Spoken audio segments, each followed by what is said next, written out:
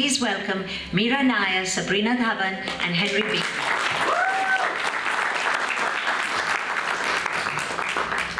Thank you. Can you hear me? Yeah. My plan for this is we'll talk briefly about the film, Monsoon Wedding, and then use that as a jumping off point to go into stuff about the transition, which I think is so interesting from screen to stage. How many of you have not seen the film?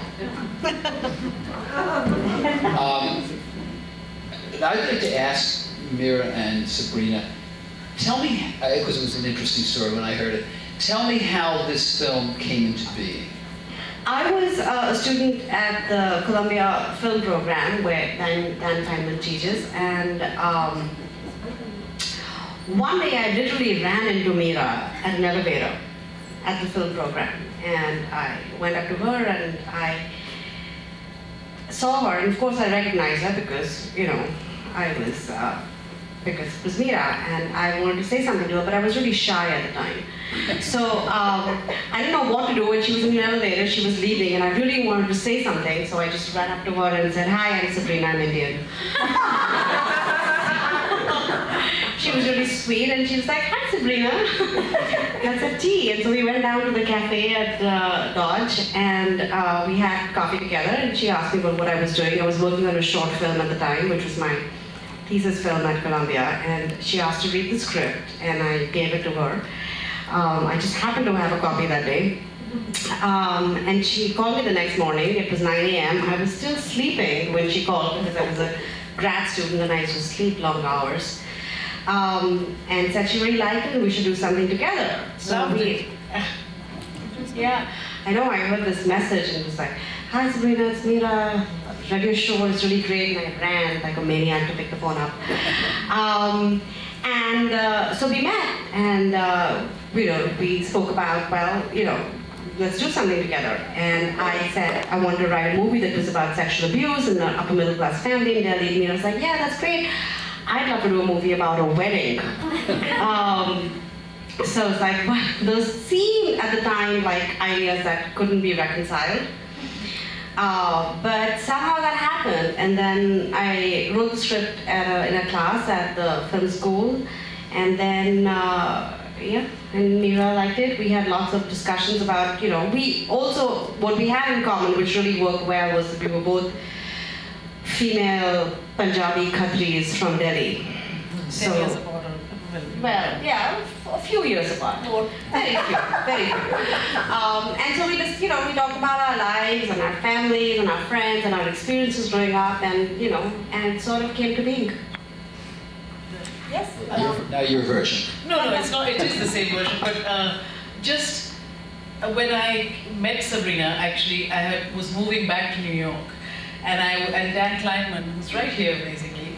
They had asked me a number of times to come and teach at Columbia Film School, and because we were moving back to New York after a good 6 years away, I was meeting Dan Kleinman. I was in South Africa at the time with my husband and I asked Dan at that meeting, who are your students? Who is the smartest student you have? And actually he said it was Sabrina Dhawan, young woman from Delhi. And I don't know if you called for her, because she was literally outside the door when I finished your meeting. And I agreed with Dan that I would teach, and I was leaving, and then I met Sabrina just like that. It was amazing, and I really loved her screenplay, and then we started talking. And then I went off back to South Africa because I was coming back 5-6 months later to move into New York. And at that time, I had never taught anyone film before, and I was very inspired by the Dogma film whole sort of tradition of making something out of nothing, about making inexpensive films that don't require a lot of fancifulness, but would tell a good story in an inventive way. It was a Danish sort of form that came out making a very amazing film called Festin by Thomas Vinterberg, which is called The Celebration of a Family Breaking Apart, etc. And when I went back to South Africa, I began to teach film in the 3 townships, the Asian and the African townships, for 6 months. And that was the mantra, how to make something out of nothing. And that imagination is not and should not be blocked by apartheid. which is what I was seeing everywhere in South Africa. And when we came, and soon after that, I made a film, a documentary film, in the monsoon in India, in a state of depression actually, called The Laughing Club of India, about people, a documentary about people who take laughing seriously, people who get together in laughing clubs at 7 a.m. across Bombay and laugh. And in the course of making this film, anyway, I shot this film, and Sabrina was the assistant editor on it.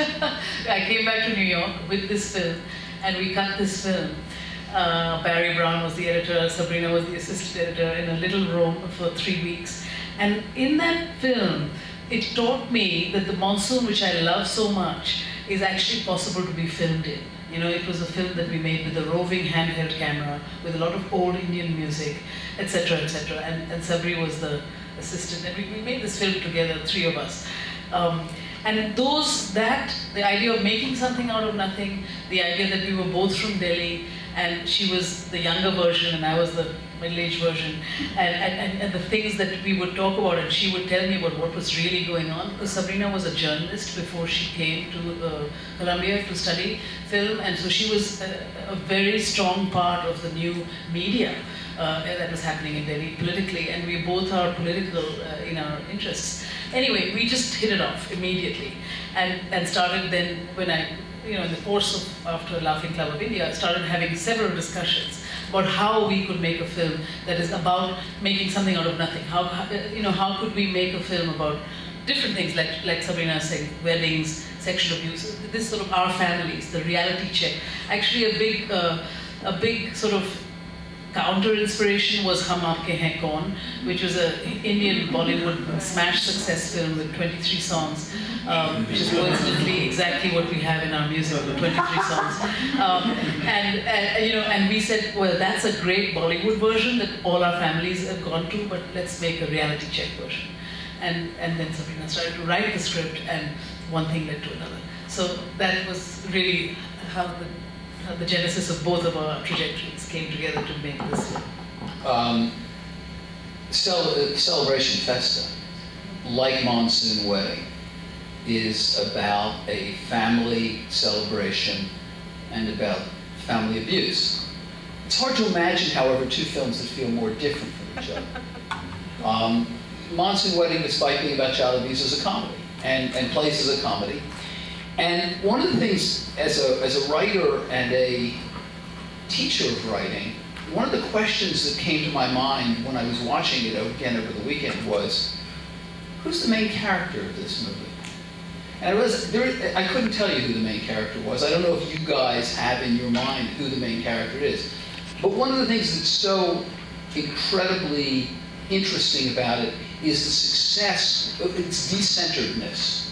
The fact that there's no main character and you don't miss that, or I should say there's no obvious main character. Maybe there really is one that I'm not picking up. But that decenteredness is part of what's comical about it, and it's part of why you can accommodate a theme as dark as familial abuse in something that nevertheless remains a comedy. And I'm interested in how you thought, because you came with wanting to talk about abuse, and you came wanting to make a film about, what did you do strategically to allow that theme of abuse to sit in that comedy and not curdle the comedy? You know, that was something actually that we struggled with a great amount. Right until the last day of shooting. Even the financiers were worried that the sexual abuse would be so dark that it would take away the lightness, and once that's revealed, how do you end up celebrating and feeling happy at the end?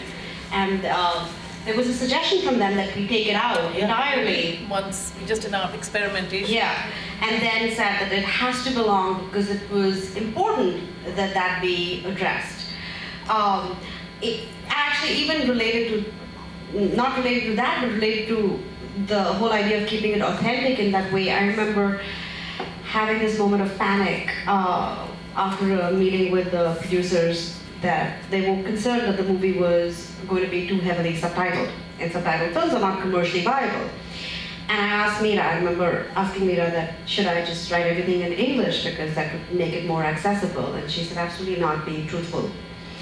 Which was like probably one of the best things that best advices that I've ever got about anything, which is just be truthful. I don't know how it works, but somehow it just did, even though you would think those two things wouldn't go together. But that story, the story about sexual abuse and how it was planted and how it is resolved and how you can get to a moment of happiness at the end, required more work than anything else did in that.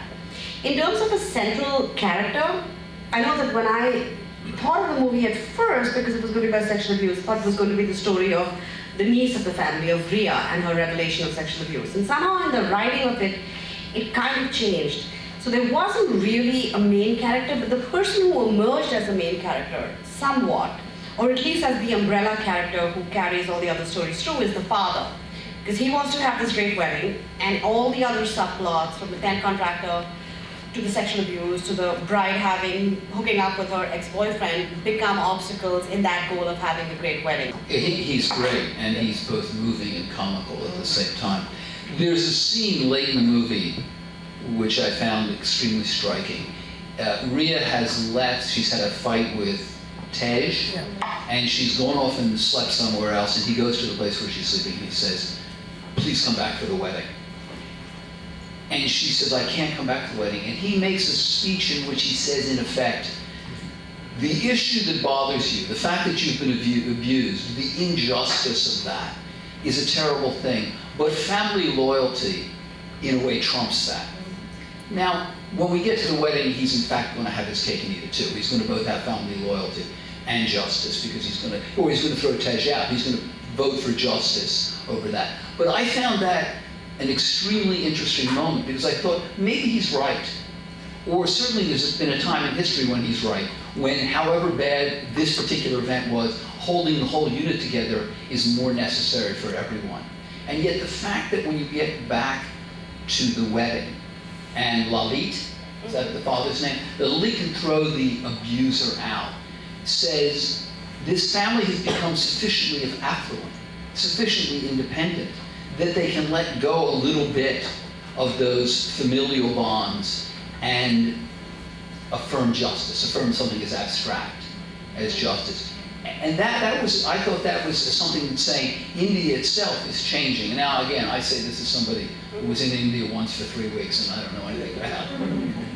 I mean, that's exactly right. And like Sabrina was saying, a big part of the inspiration to make this film as Punjabis, who we are the party animals of India, I mean, absolutely, and whiskey, liquid diet, I mean, that's how we are raised, is this wonderful Hindi word of masti, which means a kind of intoxication with life.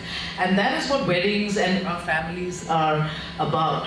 And this was a huge debate. Sabrina is absolutely right in remembering it. Like the people whom I really count on, who become our inner circle as we go through our creative life, all said, how can you combine masti with sexual abuse, And as Sabrina had said, we actually one time, I remember it was on my double bed, we had all the index cards, and we actually removed the theme of sexual abuse from it and to see what it could be. But it would be a piece of fluff, and the fact is that really, and it's a sort of way I've tried to work in other movies as well, is that if you laugh, if I can create your heart expanding to laugh, then you will weep even deeper, and vice versa. Both that sort of seesaw is the best of human emotion and drama. And that is what we hoped to achieve, but we didn't know we could. But it's what basically happened. And that was, and the other thing which is really beautiful in the experiment of making Monsoon Wedding was the idea was, let me make a film for $1 million. That was it. And it was $1 million, and however many days we could shoot to, for $1 million. And I remember it was a 23-day shoot. I just picked that number because I thought that could sustain 1 million. And then when we ended up with the much more elaborate 5 plots and so much, I just, again, randomly, before we even finished the script, said 30 shooting days, But the point of that is that when you have a really low budget, then you have freedom. Then I'm not the producers, I mean, they all, I went to Cannes with 1 sheet of paper that Sabrina had written up on like what we had to do. And no script done, nothing done, except for Nasir, nobody else. And 18 investors I met, all 18 investors said yes to $1 million. And who would say no in the middle of my career, in the sense of other bigger movies, whatever, to 1 million is nothing, right? Yeah. But when you have 1 million, you don't have to listen to anyone, Yeah. you know? And that, you find your own you find your own balance, your own rhythm, and your own thing through the seesaw of darkness and light. I think it's funnier for the dark. I think it's funnier for the darkness than it would be. All right, so now you've made this movie. You've made a movie which is much of it's handheld. All of it. It's Not a tripod inside. and it's made up of a lot of scenes which are very brief. It's made up of a lot of shooting where you capture little bits of exchange between people that are this non-dialogue. Now you have to take this and you have to put it on a stage. So you have to reconceive the whole thing, I assume, to begin with. Well, how did you? How did you go through the process of reconceiving? What did you save and what did you throw away, just in a big conceptual sense? Just to give a 2-3 minute thing about how it happened. This is in and out. Here, you want this one? Take this one. I can just speak. Yeah. Is it switch on? Yeah, it's on. This is it. Yeah.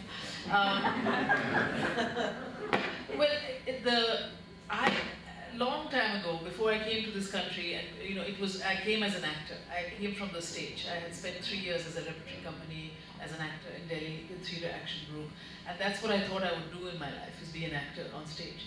But when I came here, I had a scholarship in a college, and the theatre wasn't interesting, and I stumbled into film. And so in a way, the stage is not entirely foreign to me. In fact, as an actor, it feels like home, but it's the first time I would direct on stage with this musical. Just to cut forward, when the movie opened, and it really was quite a phenomenon, I mean, in the sense that it just never stopped playing. You know, it played for 6 months or something at the Paris Theatre, and my legendary agent, Sam Cohen, who was a greater man of the theatre than he was of film, used to see this movie kind of as he called it, as an antidepressant, a couple of times a week, like 40 minutes here, 40 minutes there, in a lunch hour. And he took me out, it must have been now 10 years ago from today or so, and said, you know, this should be a musical. And he planted the seed of it to be a Broadway musical. And that was before his passing away, which is already now 8 years. So. And that really sort of hit home. But as our lives are, you're involved with other things. So it took a couple of years before. And for me, the most important thing was not to refer to Broadway when making a Broadway musical. Not to go to the top lyricists, the top writers, the top whatever, and say, okay, here's my, you know, whatever. But to go back to the source, you know, to go back to Sabrina, to go back to her. Let's all of us attempt this, but attempt it from an authentic place. And after Sabrina, the first person, and I'm so happy to be still, like the composer is an extraordinary artist called Vishal Bhardwaj, whom we all know here, who was a music director of maybe 1,500 songs, and then became a film director. And he said yes, he'd do the music. And we started with an Indian lyricist, Abbas Tyrewala, who I really admire, and he still sort of works with us as much as we would want him to, but then he left to make a movie and so on. But what was really interesting and very long drawn out, I mean, we basically been working on the musical transformation for 8 years or 9 years now.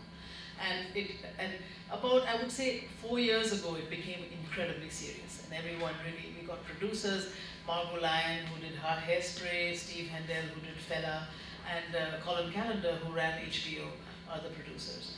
And Sabrina is the book writer, Susan Birkenhead is the lyricist, I'm the director, and Bill T. Jones is the choreographer. And these are all kind of my actual dream team. And now it's really, you know, sort of we've been working together very actively, especially Sabrina, Susan, and Vishal and myself. And now we start with the choreography and so on, and we open next September on the 23rd. Just to give you a small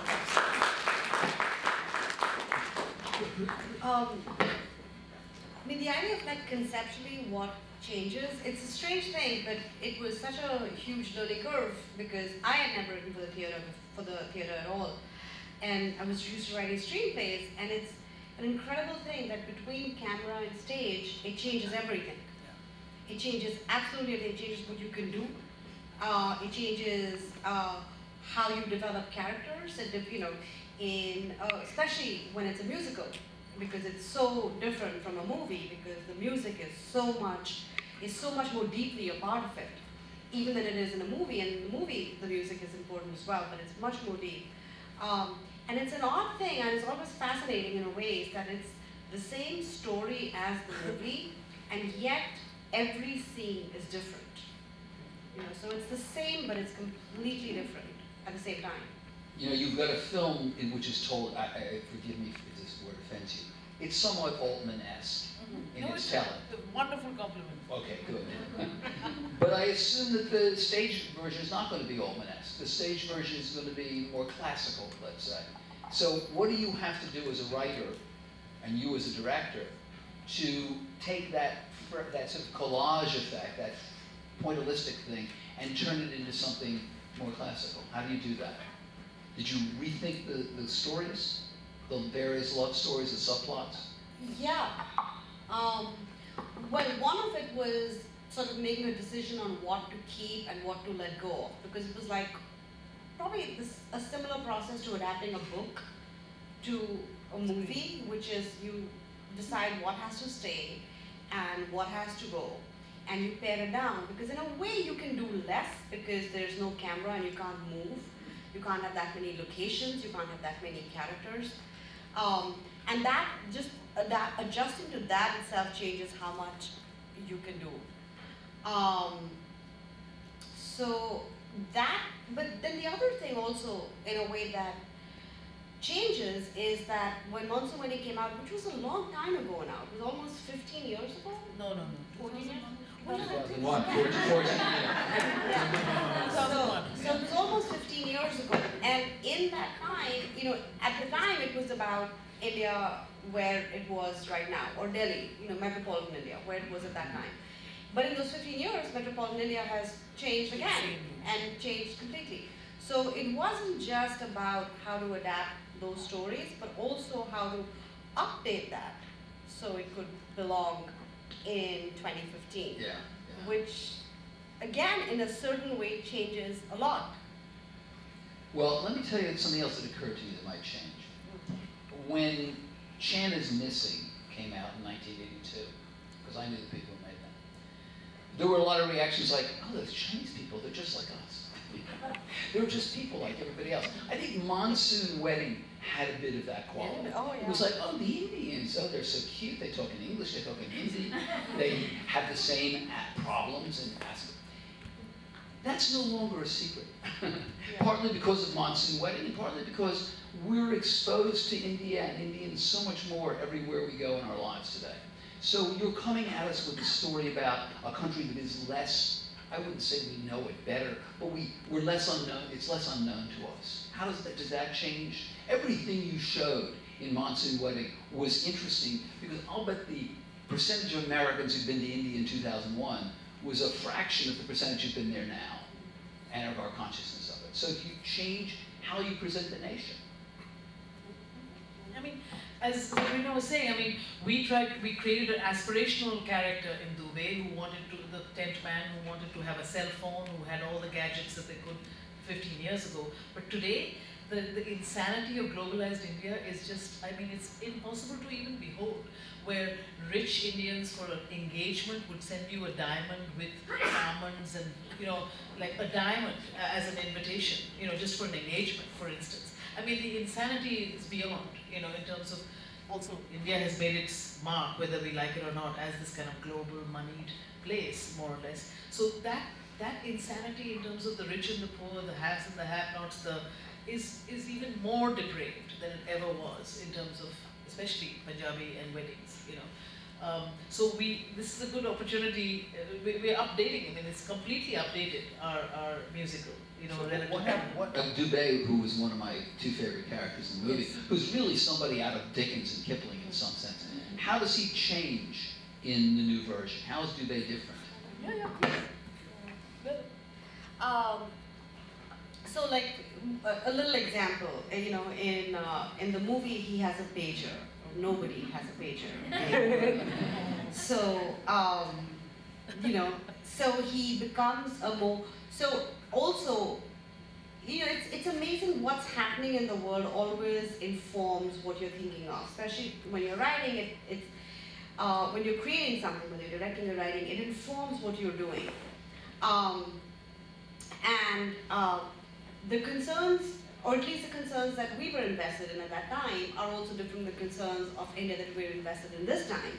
So, for example, one of the big things with Dubey is that, in terms of how it's been updated, and in terms of how it relates to Dubey, but also how it relates to the country. At that time, he has this breakup because he goes in the movie with Alice, and it's, because they think that she's stealing and she's not, and that causes a rupture in the relationship. And now, with anybody who's following what's going on in India right now, religion is sort of the burning issue.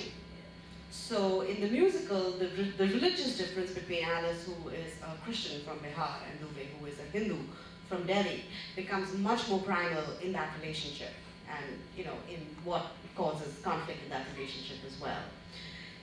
So in some ways, that's probably the biggest change, I would say, with the character of Dubey. But also, so that, and also what everybody else is discussing and what they're talking about, like religion has become much more of an issue under the new government in India and what's going on in India, and it's certainly something that is reflected in the stage version in a way that it actually wasn't in the musical. Just another example in that is that the partition was a big sort of reference, but not really, it was just it was referred to that Lalit and his family came from the Lahores before partition, and it was Tej, the patriarch, who took him in, and all of that, and that's why the obligation was so intense to this patriarch. Here we go. Should I take this one? It likes me. I know it likes me. Yeah, as it comes and goes. So the partition was something we referred to in the film, and if you understood it, that was great, but we didn't sort of make a meal about it if you didn't understand partition. But now in the play, for instance, and there's a wonderful, weird, oblique tradition in Broadway, which is that you have two acts in a Broadway musical. In the beginning of the second act, you're sort of allowed to have something from off-center, not something that is necessarily emanating from the plot itself, but off-center. That could be a departure from the main plot, but could inform the plot in some way. And it's always been our dream of, for me, I wanted to have a ballad on partition. I really wanted to have a dramatic ballet on partition. And in the play, the Dubey goes home to his mother and tells her that, it's over with Alice. And we are, because in the play, in the movie too, but in the play it's because the mother guesses that it is because she was Christian, and and Dubey had that conflict, and the mother tells this story, which becomes the dramatic ballet of partition, where the mother was in what is now Pakistan, fell in love for the first time, happened to be a Muslim boy, and partition happened, and she had to leave with her family. She was Hindu, to the India that is now, and therefore lost her love because of religion. Wow. And this is the sort of story point, anchor, that shows us this dramatic ballet of partition, in which is a pretty operatic ballet in my head,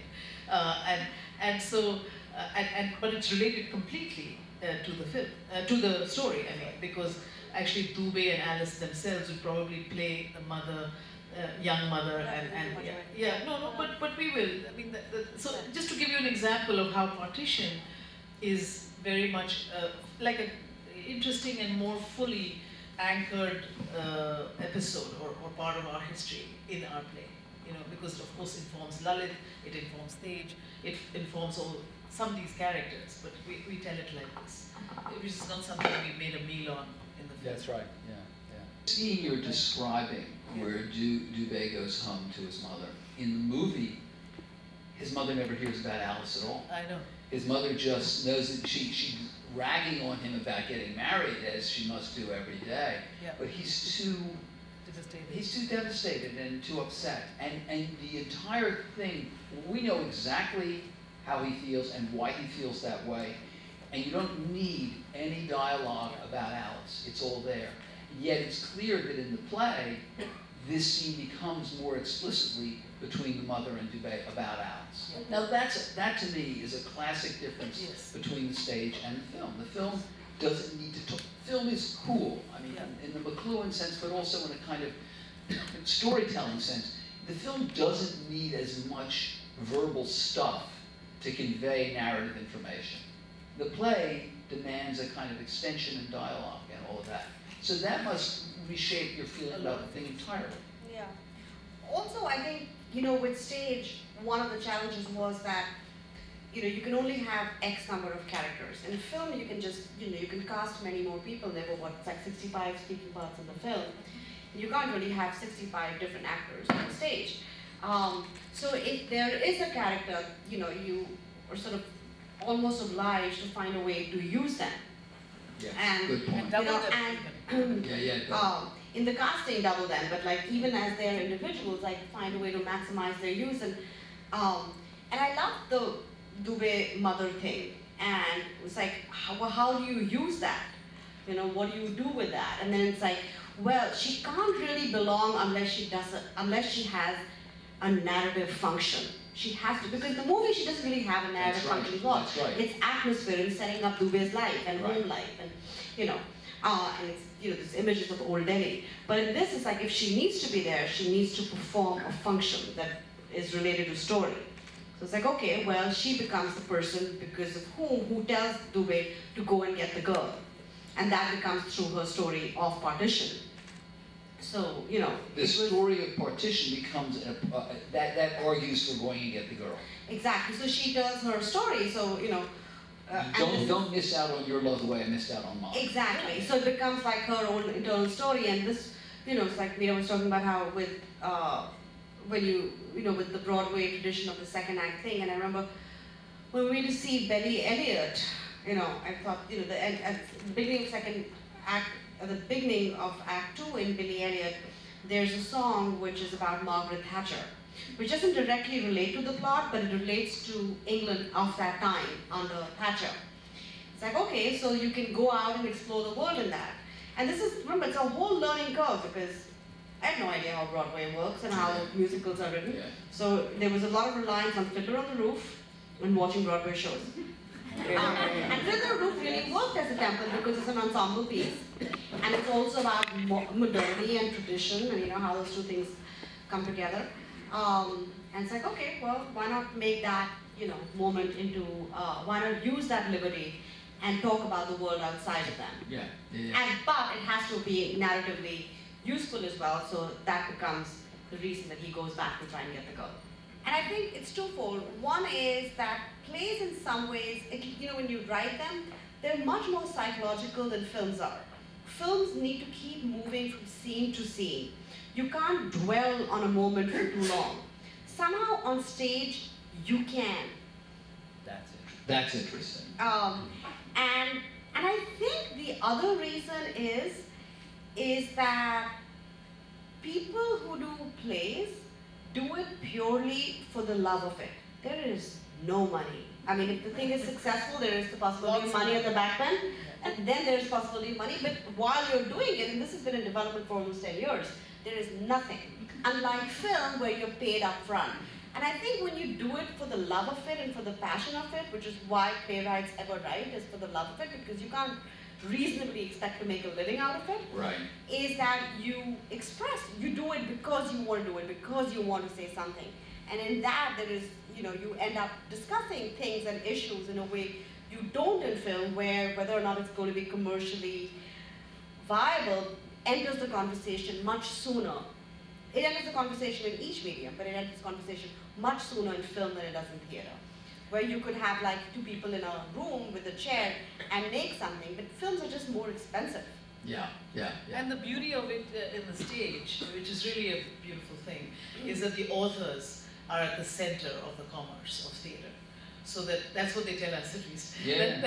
That the producers, so the authors are really in control of or at least the recipients of any profits that might be elicited, from if a play is successful. And so they're not rewriting you all the time. They're not pressuring you. You have the authority. Yes, absolutely. And it's a very different, sort of legal situation of authorship, in the stage, and the American stage, like this, the legal authorship we all know in European cinema, for instance, is much more in the tradition of the writer and the director and so on. There's much less of the producer. Not so in Hollywood, not so in independent cinema even.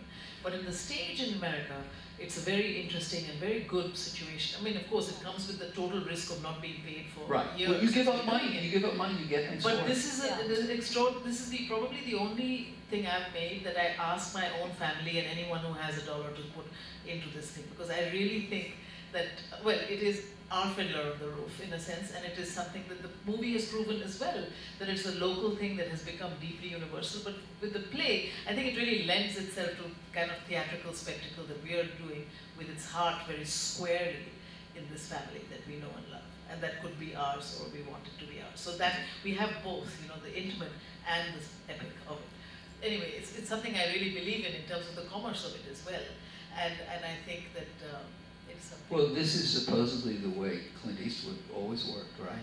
He took minimums up front and he took a piece of the action.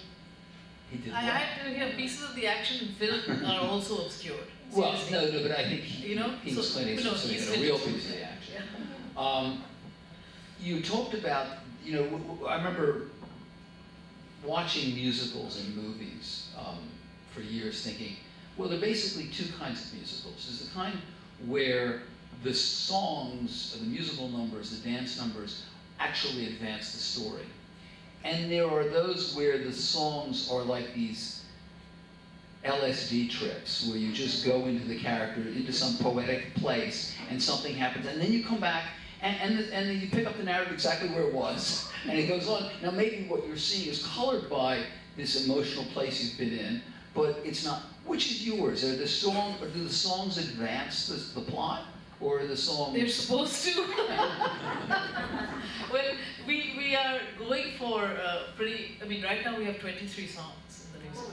Wow. What's it? That sounds like a lot. What's the standard? It's not, would you say like 4 of them are reprises? So let's say we have 19 songs, so 4 are reprises. So, and 3 of them are from the movie, like the Kava Kava, the the melody from the movie, which is a sort of signature melody of a wedding now in India, is a big part of the opening number, the ending number. But but otherwise they are absolutely original songs from Visha, and the lyrics by Susan. But we are right now we are constantly working and editing and going into our 3rd workshop, which is in January. And the idea is to cut down a little bit, like 20 pages or so, which includes songs and words.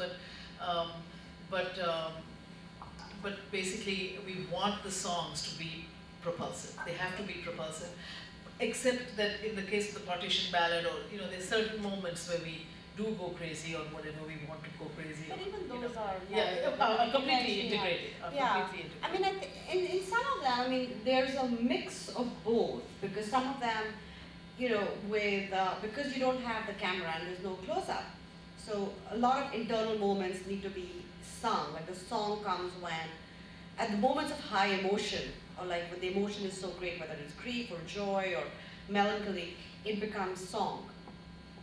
And so sometimes that pushes the action forward, sometimes it's just an expression of what you're feeling. The LSD trip is interesting, with the music, because that's sort of like a form of Bollywood cinema, where like a lot of songs, they stop the action, you could be somewhere else entirely with like different clothes, and you're singing, and then you come back, and it's the form that we accept. We don't question that leap when it happens.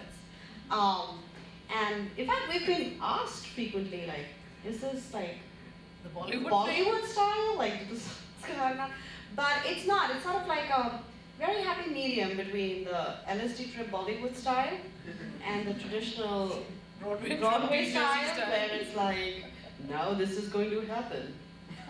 You were telling me that as a writer on film, you rarely interact with the composer, and yet here you're working with the composer. Because the composer, in a sense, is stealing your voice at a certain... The composer steps in for you and tells the story at a certain point. tell me about working, or both of you. It's tell the me. lyricist who steals. Yes. Okay. Really her voice. In the sense of the words have to. The melody is essential. I mean, right? The songs. Right. And in fact, in Monsoon Wedding, we have a incredible hit soundtrack on Monsoon Wedding. You know, the songs, not the same songs, but music was an incredible galvanizer even in the film. Absolutely. Yeah. So, do you want to talk about the composer? I just wanted to. Yeah. Talk about. No, I was going to say that when you work as a writer in film, you don't even really meet the composer, because that's somebody the director deals with in post-production or, you know, at some part of the process, but it's not someone the writer ever needs to have anything to do with. In a musical, what changes, first of all, there's no editor, so there's nothing that's going to be revised and become different. So as a writer, when you see a film, after it's done, you're sort of watching it as a new thing. But when you work on the stage, what you see is what it's going to be. There's no editor in the process. That's the final thing. And you work deeply with the composer and the lyricist in the process of writing it, because the music and the lyrics, because they have both narrative function and they function for rhythm and mood and all of that, you are, you know, constantly discussing with them. Like, there is almost not a single scene that I've written that I haven't discussed in terms of the music with, you know, Vishal, and he'll have an idea for that, and Susan will have an idea. It's so deeply collaborative, and Meera will have an idea for that. And it's so deeply collaborative in a way that film just isn't. In the film, the collaboration is deeply between the writer and the director. Over here, it's with almost every, the set changes the writing because of how the set is conceived. And Meera, who is absolutely brilliant with design, has these incredible ideas for how it would look and what the stage would be like. But then the stage has to be used because the scene has to unfold in that way depending on what the set is like. So there's a whole new draft where you take into account transitions and the stage, which changes all the scenes again. So it's really deeply collaborative.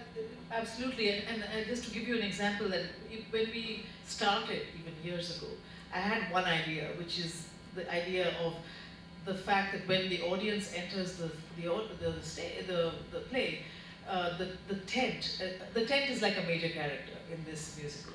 So the tent is like half done above you and half undone, and that the upstairs, downstairs of the film, where the upper class and the working class are reversed in the theater, where the upper class, the family, is on the stage, on the floor of the stage, but the working class, Tube and his sidekicks, are above you as aerial actors, actually constructing the tent in the calendar of time that you're in the theater. So that when you're in the theater, above you is the tent being built as we see other things going down on the ground, on the stage.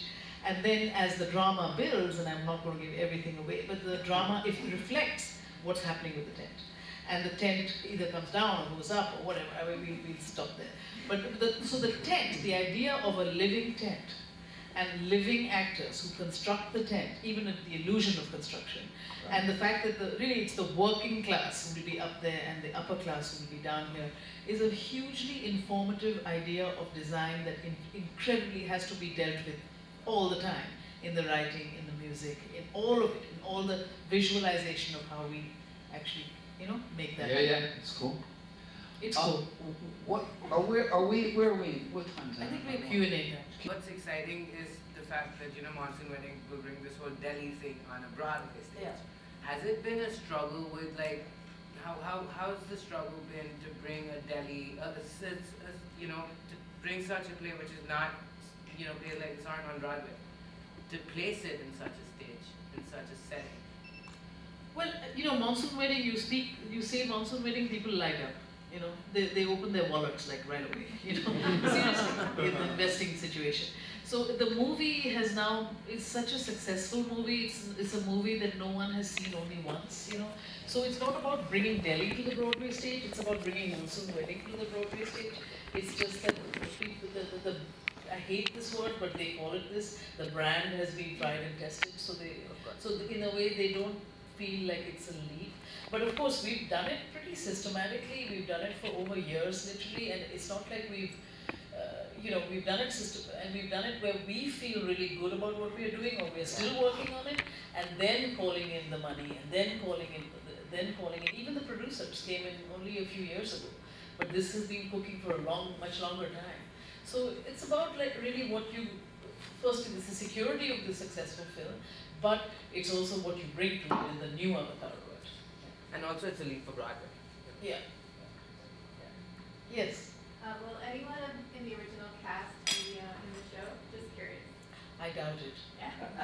Yeah. Because the real challenge of Broadway, they call it the triple threat. I mean, everybody on that stage has to sing, dance, and act. And it's incredible. And we are not making silly little songs. We're making full-blown rags and full-blown, you know, extremely complex Indian classical singing, as well as, you know. So you have to do that, plus be on an aerial, you know, trapeze sometimes. You know, it's a very physical and very different set of skills that we're looking for. But casting has just begun literally all around the world, and we expect to be fully cast by about, we hope, the end of January next year. Yeah. Plus, also keep in mind, the original cast is now 15 years older.